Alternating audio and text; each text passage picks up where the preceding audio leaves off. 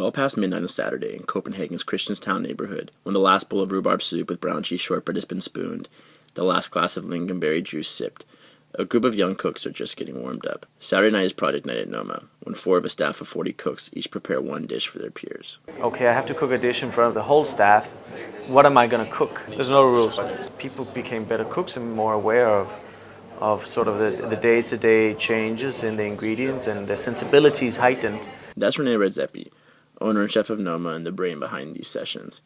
He might view Project Night as a zen moment for kitchen reflection, but for the cooks thrust into the spotlight, this may be the one chance for them to prove themselves in front of the world's most powerful body of chefs. Currently there are 19 countries represented in the kitchen, a United Nations of searing, chef-nutting, sous-videing young cooks looking to make an impact on the culinary world. Project Nights is their awakening. Some will take this opportunity to deliver a taste of home to the nerve center of Nordic cuisine. Others will go out on a limb to test out new techniques or unveil new ingredients. We saw one of those new ingredients in full force on our visit.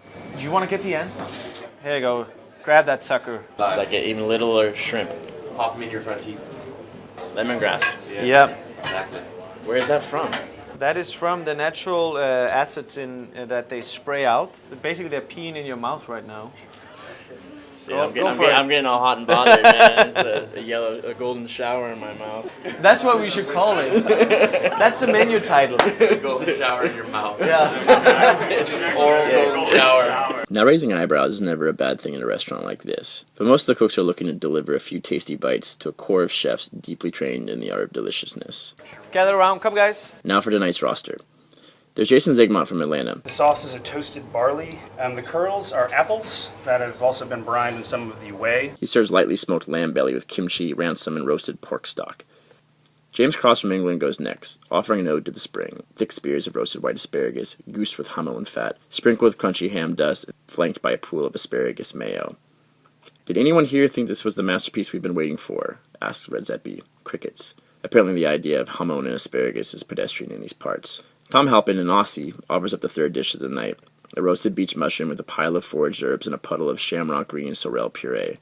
But tonight was not to be his. To me, the ramson sauce was totally bland and like very mellow. Now, batting cleanup is Jon Arnold. He builds his dessert on top of a cold river stone. Woodruff mushroom granita umbrellaed with a few shavings of raw mushrooms, a scattering of flowers, a drizzle of birch syrup, and to top it all off, a spoonful of live ants. But the ants were like a perfect seasoning.